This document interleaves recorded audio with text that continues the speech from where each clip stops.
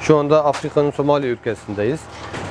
Sıcak yemek projesi kapsamında şu anda Mogadishu'ya bağlı bir kamptayız ve burada inşallah yemeklerimizi pişiriyoruz ve buradaki kampta kalan kardeşlerimize sizlerin bağışlamış olduğu bu bağışları, bu yemeği inşallah vereceğiz. Allahu Teala tekrardan katkıda bulunan bütün hayırseverlerimizden razı olsun. Buradaki arkadaşlarım da, Afrikalı Müslüman kardeşlerimizin de size selamları var.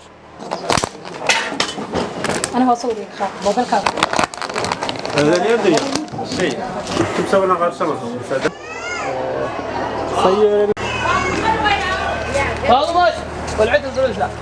Mogadishu'ya bağlı bir kamptayız ve Somali'nin güney tarafından iç savaştan dolayı kaçıp gelen bazı mülteci kardeşlerimiz var. Onlar da bu kampa yerleştirdiler. Yani düşünün, kampın başka bir yerden gelip gene kampa yerleşmişler. İnşallah biz bu ailelere ilk önce bir yemek vereceğiz. Bir yemek dağıtımında bulunacağız ama bu ailelerin sürekli ihtiyaçları olacak. Özellikle kamp sorumlusundan aldığımız bilgilere çerçevesinde lazımmış onlara. Giyim ve çadır ihtiyacı var. İnşallah bu konuda bir çalışma başlatacağız. Kampta 3025 aile var. Bu kampın acil bir şekilde sağlık ocağı ihtiyaç olduklarını dile getirdiler. Yani burada kadınlar hamile kalıyor, zorluk çekiyorlar. Çocuklar hastalanıyor, zorluk çekiyorlar.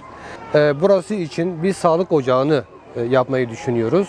İnşallah hayırseverlerimizle el ele güzel bir çalışmayı başlatacağız Allah'ın izniyle. Nasıl ki cami, su kuyusu gibi hisseli bir şekilde yaptıysak, sağlık ocağı için de inşallah bir çalışma başlatıp buradaki kampta sağlık ocağını oluşturacağız. İnşallah maksat bu insanlara faydalı olmaktır. Tekrar Allah-u Teala hepinizden razı olsun. Allah'a emanet olun. Hayırseverlerimizin bağışlamış olduğu sıcak yemek, mevlid yemekleri için şu anda hazırlıklarımızı yapıyoruz. İnşallah dağıtımını yapacağız.